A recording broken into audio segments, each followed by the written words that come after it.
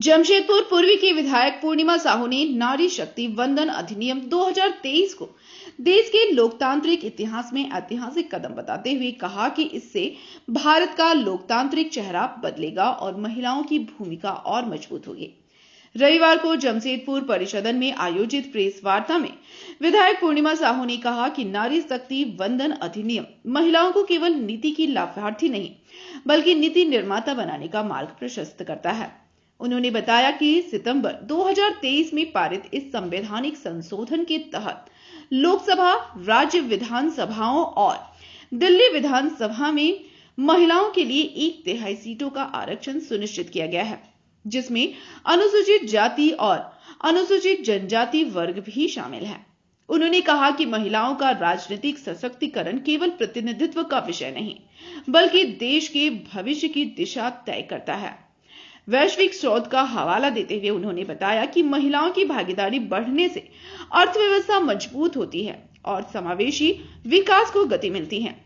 विधायक ने केंद्र सरकार की विभिन्न योजनाओं का जिक्र करते हुए बताया कि प्रधानमंत्री आवास योजना में 72% घर महिलाओं के नाम है। मुद्रा योजना के 69% ऋण महिलाओं को मिले हैं और उज्ज्वला योजना के तहत करोड़ों गैस कनेक्शन दिए गए हैं। इसके साथ ही जल जीवन मिशन, स्वच्छ भारत मिशन और मातृत्व लाभ योजनाओं से महिलाओं के जीवन स्तर में सुधार हुआ है। उन्होंने कहा कि देश में महिलाओं की मतदान भागीदारी बढ़ी है, लेकिन संसद और विधानसभाओं में उनकी संख्या अभी भी सीमित है। ऐसे में यह अधिनियम संतुलन स्थापित करेगा। पूर्णिमा साहू ने विश्वास जताया कि यह कानून विकसित भारत 2047 के लक्ष्य को हासिल करने में अहम भूमिका निभाएगा।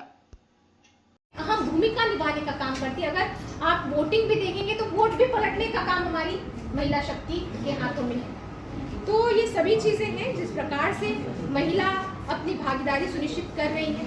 आप पंचायत क्षेत्र में भी देखिएगा तो वहाँ पंचायती राज संस्थाओं में लगभग 14.5 लाख महिलाएं चुनकर आई और जो कुल प्रतिनिधियों का लगभग 46% है। और इन गांवों में छोटे छोटे लेकिन महत्वपूर्ण बदलाव देखने को हम लोग को, जहां आप देखिएगा जिस विधानसभा में महिला नेतृत्व कर रही है, जिस पंचायत में महिला मुखिया के रूप में है, वहां की स्थिति आप देखिएगा कि वो कितनी संवेदनशीलता के साथ वहां काम करती है, संतुलन बनाकर काम करती है। तो मेरा ये मानना है कि जब महिलाओं को मौका मिलता है तो महिलाएं केवल पद नहीं संभालती, जब महिलाओं को मौका मिलता है तो वो शासन करती है संवेदनशीलता के साथ। हम देखेंगे कि किस तरह से भारत में भागीदारी बढ़ानी, अब अगला कदम जो है प्रतिनिधित्व बढ़ाने का है। नारी के नेतृत्व में शासन की प्राथमिकताएं भी बदलती। जब हम देखेंगे कि जब आप मेरे विधानसभा को ले लीजिए, यहाँ पे मुझे तकरीबन अभी 1.5 साल हो गए, मुझे मौका मिला एक नारी शक्ति होने के नाते मैं अपने क्षेत्र की चीजों को गंभीरता से लेती आ रही हूँ और लोगों का विश्वास भी उतनी ही तेजी से मेरे प्रति बढ़ रहा।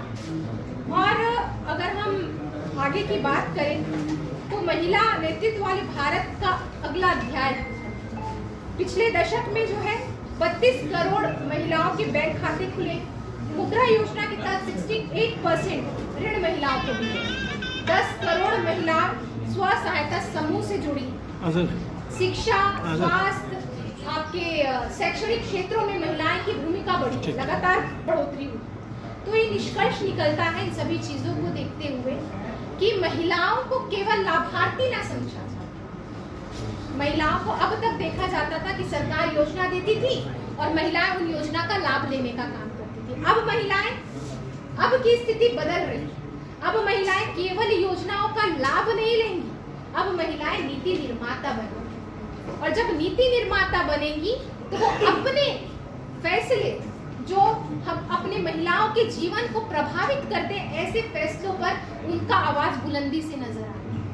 उन पर फैसले जब लिए जाएंगे तो महिलाएं अपनी संवेदनशीलता के साथ फैसले लेंगी। आप हमारे झारखंड राज्य का ही एग्जाम्पल ले लीजिए। जब यहाँ पे अभी टोटल सीट है 81 सीट है, जब जनगणना होगा, परिसीमन आएगा तो निसंदेह सीट बढ़ेगा, तकरीबन 125 के आसपास जाएगा।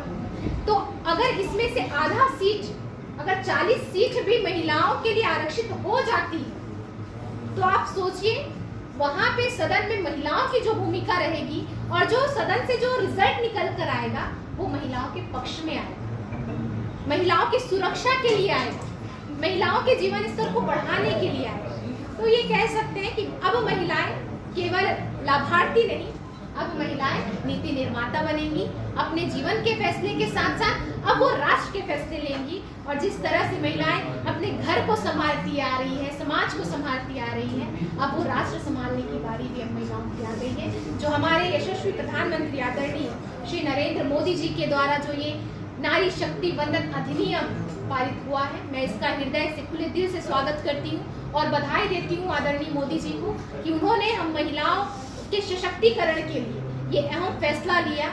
तो मैं अब इस प्रेस वार्ता के माध्यम से हमारी और महिला जो साथी है, हमारी समस्त नारी शक्ति मातृत्व शक्ति से भी आग्रह करती हूँ, आप बढ़ चढ़कर आप हिस्सा लीजिए और सामने आइए, अपने नेतृत्व को पहचानिए, अपने आप को पहचानिए और कमान संभालिए और आगे बढ़ चलिए। आज हमारे बीच इस प्रेस वार्ता में उपस्थित हमारे तमाम वरिष्ठ हमारी महिला नेत्री यहाँ पे उपस्थित हैं। हमारी कोर्ट का आदरणीय कल्याणी जी, हमारी जिला अध्यक्ष आदरणीय हमारी बहन, बड़ी बहन नीलू मछुआ जी, हमारे सोशल मीडिया एक्टिविटीज़ को देखने वाले प्रेम भैया और यहाँ पे सभी मीडिया बंधुगणों का मैं हृदय से स्वागत और अभिनंदन करती हूँ। आज हमने ये प्रेस वार्ता जो आयोजित की है, आप सभी को ज्ञात है कि एक ऐतिहासिक फैसला हमारे यशस्वी प्रधानमंत्री नरेंद्र मोदी जी द्वारा जो है लिया गया है और वो फैसला है नारी शक्ति वंदन अधिनियम जो संसद में पारित हुआ। और इसी कड़ी में हम देखें कि ये नारी शक्ति वंदन अधिनियम है क्या। इस अधिनियम के तहत लोकसभा और राज्य की विधानसभाओं में, दिल्ली विधानसभाओं में महिलाओं की भूमिका और सशक्त रूप से आगे बढ़ाने के लिए, उनकी भूमिका सुनिश्चित करने के लिए यह अधिनियम लाया गया है। हम देखेंगे कि आपके सामने हम सभी चीज़ों को रखेंगे किस प्रकार से हमारे यशस्वी प्रधानमंत्री नरेंद्र मोदी जी ने महिलाओं के लिए अनेक विभिन्न योजनाएं जो है चलाई और वो अभी भी चल रही हैं, जिससे महिलाओं के जीवन स्तर में सुधार आया। मैं आप सबों के सामने वो चीज़ों को रखना चाहूँगी क्योंकि सबसे पहले हमें जानने की आवश्यकता है कि नारी शक्ति वंदन अधिनियम की जरूरत क्यों। तो मैं शुरुआत करूंगी कि अगर हम एक वैश्विक रिपोर्ट अगर हम देखें तो वैश्विक शोध भी ये बतलाता है कि नारियों के सम्मान में जिस तरह से हम देख रहे हैं कि नारी की भागीदारी जिस तरह से बढ़ रही है, मैं तो ये नहीं कहूँगी कि नारी बिल्कुल से घर के अंदर, वो निकल रही है घर से बाहर, उनकी भागीदारी हर एक क्षेत्र में दिख रही है, लेकिन प्रतिनिधित्व में कमी। अगर उन्हें प्रतिनिधित्व करने का मौका अगर मिलता है तो कैसा बदलाव आएगा हमारे समाज में, हमारे राष्ट्र में, वो मैं बता रही हूँ। बहुत से शोध करने के बाद ये चीज़ें सामने आई हैं कि जब महिलाओं को कार्यबल मिलता है तो उनके अर्थव्यवस्था में तेजी से बढ़ोतरी होती है, राज्य की अर्थव्यवस्था में तेजी से बढ़ोतरी होती है, राष्ट्र आगे बढ़ता है, समावेशी विकास होता है। और यदि लैंगिक अंतर कम कर दिया जाए तो वैश्विक अर्थव्यवस्था का लगभग 7 ट्रिलियन जो है ट्रिलियन डॉलर में अगर कहें तो इसमें वृद्धि होगी अर्थव्यवस्था की, अगर हम महिला शक्ति को मौका देते हैं।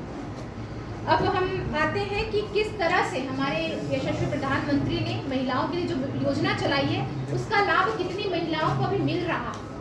उसमें से हम देखेंगे कि महिलाओं को प्रधानमंत्री आवास योजना के तहत जो है 72% घर महिलाओं के नाम है।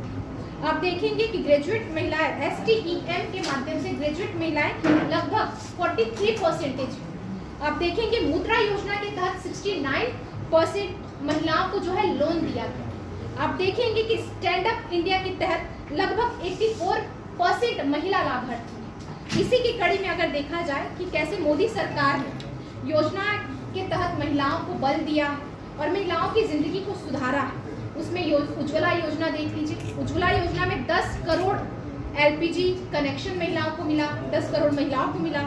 जल जीवन मिशन के तहत 14 करोड़ घरों को जो है पानी मिला। स्वच्छ भारत मिशन के तहत जो है खुले में शौच कर रही जो खुले में शौच का जो वातावरण था उसे कम किया गया है। तो ये सभी प्रयास हमारे केंद्र नेतृत्व के द्वारा किए गए ताकि महिलाओं के जीवन के स्तर को अगर आप पहले से कंपैरिजन अभी देखेंगे तो निसंदेह निश्चित रूप से ऐसे हम ये कह सकते हैं कि महिलाओं की भागीदारी बढ़ रही है। अब इसमें सिर्फ भागीदारी की बात नहीं है, प्रतिनिधित्व की बात है, क्योंकि राजनीतिक भागीदारी तो बढ़ रही है, निसंदेह बढ़ रही है। उन्हें प्रतिनिधित्व करने का जो शासन जो उनका कमांड उन्हें देना चाहिए वो कम है।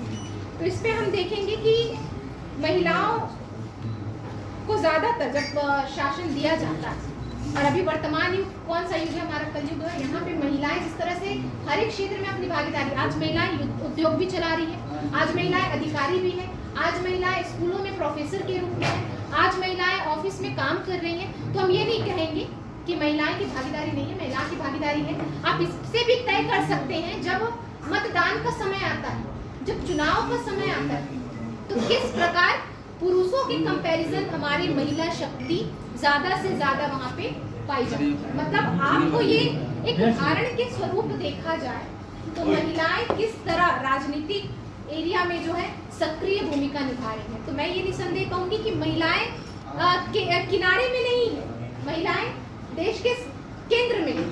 तो उन्हें केंद्र लोकतंत्र के किनारे नहीं रखकर वो लोकतंत्र के केंद्र बिंदु पर जो उन्हें रख कर काम किया जा रहा है, ये हमारे आदरणीय नरेंद्र मोदी जी के द्वारा किया जा रहा है। अगर 2024 की बात की जाए तो कुल मतदाताओं में लगभग 48.62% महिलाएं, जो 47 करोड़ से भी ज्यादा है। पुरुषों और महिलाओं के बीच अगर अंतर भी कम हो रहा है तो उसमें अगर आप 2024 के जो वोट परसेंटेज देखेंगे उसमें महिलाओं ने लगभग 65.78% महिलाओं ने वोट दिया है। मतलब वो पुरुषों की अगर तुलना की जाए तो महिलाएं बढ़ चढ़कर राजनीतिक फैसलों में अपनी भागीदारी सुनिश्चित करने का काम